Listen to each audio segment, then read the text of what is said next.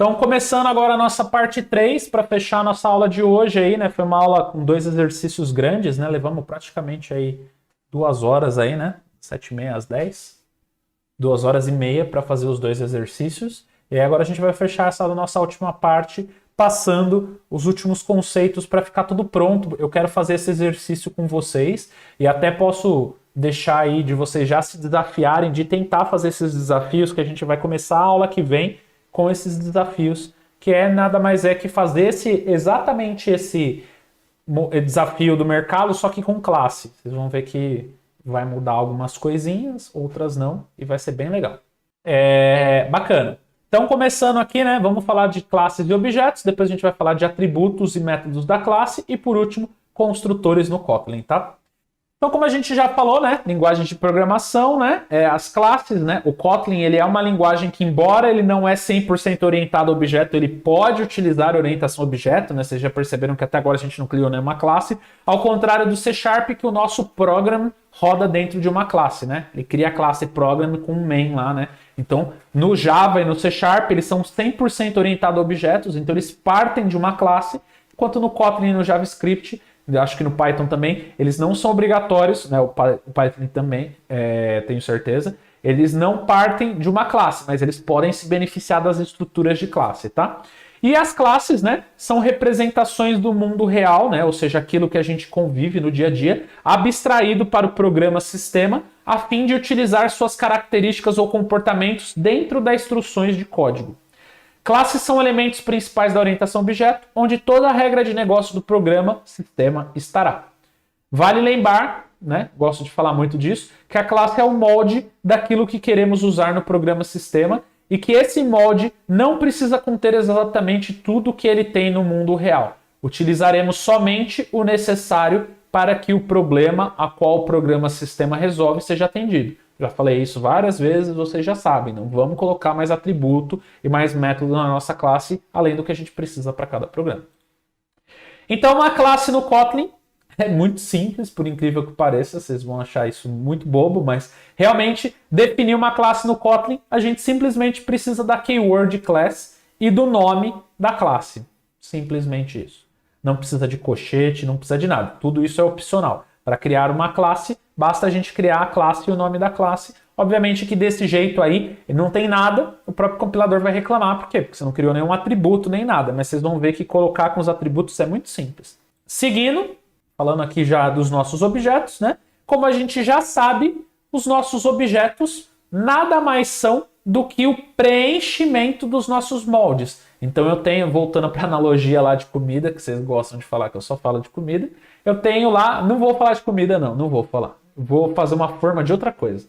Eu vou usar uma forma de, sei lá, uma forma de pneu. Então você tem lá uma forma para preencher de borracha e virar um pneu, né? De arame e borracha lá, né? Metal e borracha e virar um pneu. Essa forma, ela dita o tamanho, o aro, né? A espessura do pneu e tudo mais. Mas ela não é o pneu em si, ela só é a forma que cria o pneu. Os nossos objetos é justamente a hora que a gente coloca o arame, que a gente coloca a borracha ali e aquilo vira uma instância. Nada mais é que eu peguei e preenchi o meu molde e com o resultado disso eu tenho o meu objeto criado, que no meu caso é o meu pneu, né? Eu vou ter um pneu aro 14 de não sei o que lá, com tanto de medida, de espessura e pesando tantos quilos. Então, nada mais é que um preenchimento do nosso molde, da nossa forma ali, tá? A grande vantagem de utilizar objetos ao invés de múltiplas variáveis no programa é justamente a facilidade de manipulação e sentido dentro do programa, facilitando o programador entender que todos aqueles infinitos dados pertencem a um molde que faz sentido no mundo real. Quando você fala, eu tenho uma conta e um número soltos num programa. Uma conta e um número não podem ser de várias coisas. Eu posso ter uma conta bancária, eu posso ter um número de telefone, eu posso ter um número de endereço, eu posso ter um número de documento. Eu tenho uma conta e um número, não diz muito. Agora, quando eu tenho uma conta bancária, que dentro dela eu tenho um atributo né, um atributo tipo e um atributo número, ou aliás, um atributo conta e um atributo número, já não faz muito mais sentido. Opa, é a conta da conta bancária, é o número da conta bancária. Já ganha mais sentido por si só, né? Então essa é a ideia de você utilizar classes e objetos no lugar de variáveis soltas. Um número por si só não diz muita coisa. Por mais que você coloque número de endereço, se você colocar complemento, você teria que colocar complemento do endereço. Fica difícil, né, de você manipular. Agora, quando você cria uma classe endereço e cria dois atributos, logradouro e complemento, você sabe que isso pertence ao objeto do endereço, né? Fica tudo um pouco mais fácil. O complemento sempre vai ser do endereço, tá? E aí, para a gente criar os nossos objetos, né? Lembrar desse terminho importante, os objetos são as nossas instâncias. São o preenchimento do nosso molde guardado na nossa memória. Então, toda vez que a gente pega lá a nossa forma de pneu, a gente preenche o nosso pneu, pega o nosso pneu e guarda no estoque, a gente teve uma instância que guardou na memória para ser utilizado em outro momento. Eu vou pegar aquele pneu e vou vender, vou pegar aquele pneu e vou colocar no meu carro. Ou seja, eu preenchi a forma e guardei em algum lugar para eu poder utilizar quando eu quiser. Esse é o mesmo conceito dos objetos. Eu criei um objeto, guardei na memória para eu usar ele e acessar ele quantas vezes eu quiser, a hora que eu quiser no meu programa, tá? A forma de utilizar os objetos no Kotlin é muito simples, né? A gente parte, de novo, de uma variável, de uma constante, dá um nome para essa variável e para essa constante, utiliza o operador de atribuição e aí a gente coloca a keyword new e o próprio tipo daquela classe e a gente utiliza o construtor aqui dele que foi definido. A gente vai falar de construtor daqui a pouco. Então, aqui, né, a gente pode ver que temos duas formas de fazer, uma por inferência, né, eu não defini o tipo da variável, e aqui eu defini o tipo, né, falei que o tipo é da conta bancária. Vocês concordam que é meio redundante, né, essa segunda linha aqui, né, por isso que geralmente a gente faz a instância aqui no primeiro. Se eu instanciei uma conta, é obviamente que esse cara é do tipo conta bancária, certo? E aqui eu fiz 3 instâncias para vocês entenderem que por mais que eu fiz, se vocês prestarem atenção, a linha 1 e a linha 3, elas são exatamente iguais, o que muda é a variável. Isso deixa claro que cada instância ela é uma variável na memória diferente. Eu nunca vou fazer 2 instâncias, 2 objetos apontarem para a mesma variável ali na memória. Para eu fazer isso, se eu quisesse, eu teria que fazer assim, val conta 1 igual a new conta bancária, val conta 2 igual a conta 1. Aí sim eu teria 2 variáveis apontando para a mesma referência de memória. Por quê? Porque eu apontei a conta 2 para o mesmo lugar da memória onde está a conta 1. Tirando isso, cada instância é um objeto na memória separado. Bem importante isso aqui, tá? Não se esqueçam disso. Seguindo, né? É difícil a gente falar de classes, né? E desse molde sem a gente falar dos atributos, né? Fica até sem fazer sentido, né? Eu tive que usar o exemplo aí, por exemplo, do aro, eu tive que usar o exemplo da conta bancária do número, do endereço logradouro. Por quê? Porque só a classe endereço, ela não faz nada, ela precisa ter atributos e métodos, né? Para ela fazer sentido num sistema, ela precisa ter atributos e métodos. E o que são esses atributos, né? A gente já falou, nesse refatorando, são aquelas características, né? São as coisas que definem aquele molde, né? Que deverá ter para atender o problema que o programa resolve. São variáveis, porém variáveis que pertencem à classe e só podem ser acessadas quando o objeto está instanciado. Ou seja, vamos voltar para o caso da forma lá do nosso pneu. Eu tenho a forma faz um pneu de aro 15 e etc e tal. Mas eu consigo saber o peso efetivamente do meu pneu sem antes jogar ele lá preencher ele, o meu pneu, né? Preencher a minha forma de metal e borracha para se tornar um pneu de verdade? Não consigo, né? Eu não consigo saber também o diâmetro especificamente, por mais que eu tenha a forma ali, né? Enquanto não está pronto. Por quê? Porque isso pode ter correções. Então, automaticamente, os atributos só são preenchidos na instância. Na classe, no molde, é só a definição. Esse meu objeto, essa minha classe, precisa ter o atributo, sei lá, aro do pneu. O atributo endereço, do logradouro do endereço. Certo? Porém, o valor só é preenchido na hora que a gente instancia, ou seja, que a gente cria na memória ou depois que a gente cria, que a gente vai atribuindo valores, tá? Tanto atributos quanto métodos são acessados através do operador ponto que navega para dentro da classe e identifica a lista de atributos e métodos definidos para aquela classe. A gente já fez isso hoje várias vezes, né? A gente já viu que o ponto, quando você clica no ponto ali no IntelliJ, ele mostra a lista de atributos e métodos daquele objeto, justamente para a gente poder se beneficiar e utilizar dos atributos e dos objetos. No caso do Kotlin, entrando para o atributo, ele tem uma boa prática muito importante. E aí, difere um pouquinho das outras linguagens. As outras linguagens, você cria a definição, o tipo, e não necessariamente cria um construtor. No caso do Kotlin, é o inverso. O construtor pode ou não definir, né? Mas geralmente é ele que define, pelas boas práticas a gente define nele.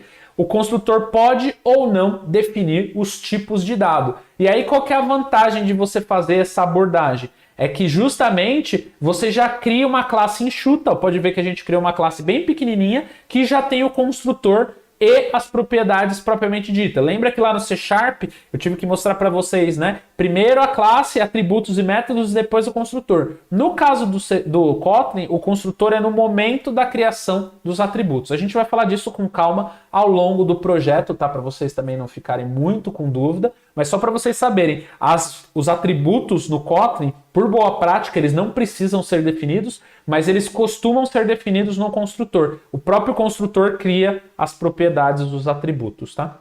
E aí, utilizando, né, esses nossos atributos, como que ficaria a instância da nossa conta bancária? Como eu criei no construtor, o meu construtor obrigatoriamente precisa desses 3 campos, então eu não consigo fazer mais new conta bancária abre e fecha. Eu preciso no new passar o tipo, o número e a agência no momento da criação. Por quê? Porque eu fiz as minhas propriedades no construtor, tá? E aí eu peguei aqui e printei exatamente o tipo da minha conta, a agência da minha conta e o número da minha conta. Ó, printei aqui bonitinho através de acessar o atributo. Olha aqui, ó, eu tenho um objeto, cliquei no ponto, ele acessa os atributos e métodos da minha classe. E aí eu peguei o atributo tipo, aqui eu peguei o atributo agência e aqui eu peguei o atributo número. Da mesma forma, eu instanciei um outro objeto com outros valores. Percebam que os preenchimentos são de acordo com aquilo que eu quero.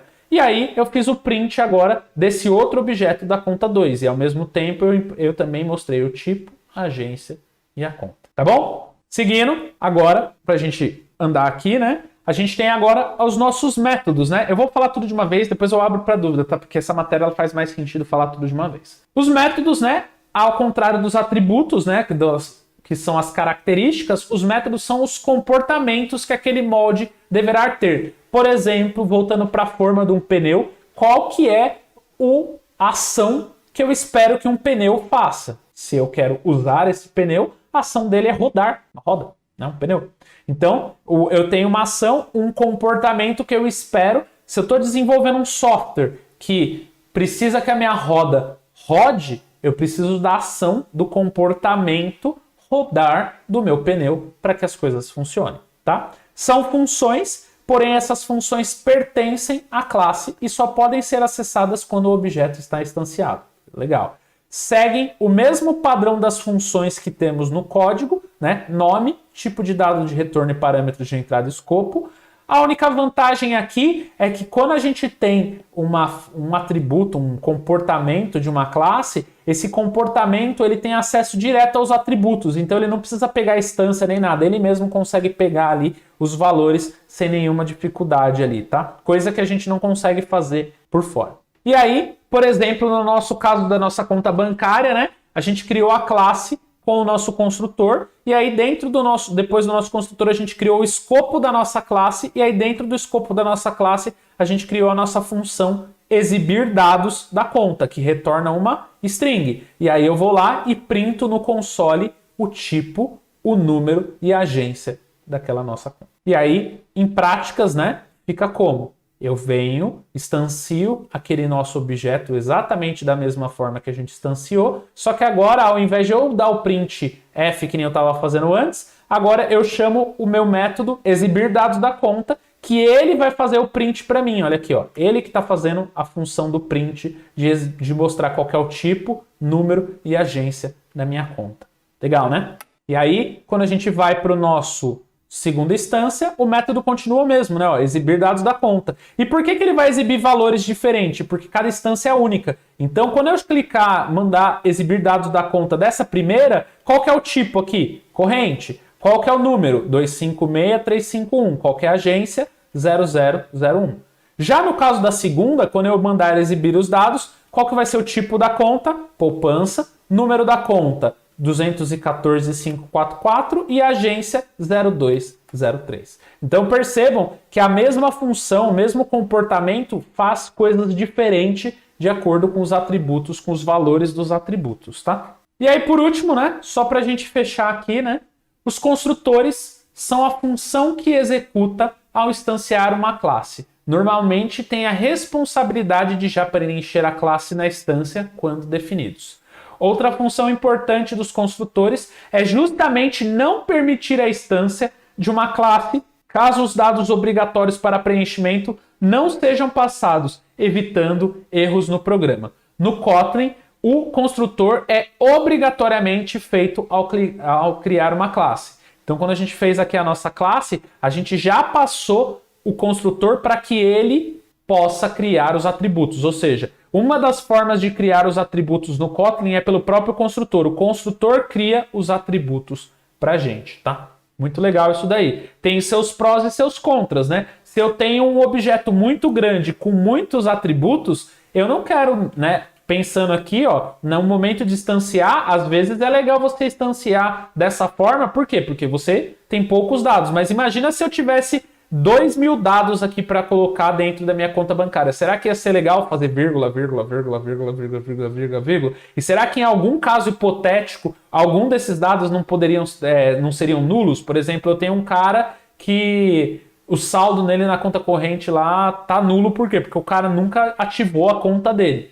Talvez se eu fizer um construtor amarrando todos os campos, eu possa ter um problema no meu software de manutenção. Então isso aqui é uma boa prática, mas não é uma verdade universal. Por quê? Porque eu posso criar uma classe sem esse construtor e criar os atributos no escopo como eu faria no C# e tudo mais. A vantagem daqui é simplesmente a boa prática, tá, gente? Outro ponto importante para fechar, né? Esse já é o último slide aqui da nossa aula de hoje. No caso do Kotlin, ele tem uma coisa muito importante, tá? Que é o que a gente chama de override de construtor, justamente para tratar esses dados nulos. Então eu consigo fazer, por exemplo, imagina que a nossa conta bancária tem mais que 3 atributos, tem 10 atributos.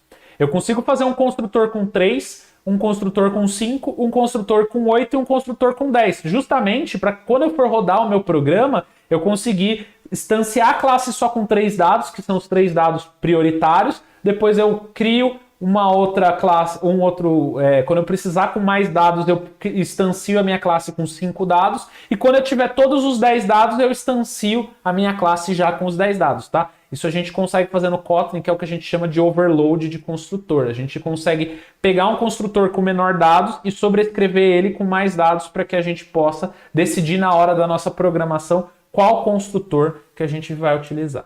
E é isso, gente. Eu terminei, não vou passar esse exercício a gente vai falar semana que vem. Deixando bem claro que quem não comitou ainda no Git, comita lá o nosso It's Alive, todos os nossos programinhas vivos que a gente está fazendo aí. Espero que vocês estejam gostando dessa questão de ver os programas sendo executados e cada vez que você muda o argumento, alguma coisa diferente acontece. Essa é a parte mais legal da programação. Você faz uma vez o código e o código tem um comportamento completamente diferente a cada rodada de dados ali que é passada. Tô fechando a live aqui, qualquer coisa é só chamar a gente. Valeu, galera, bom descanso.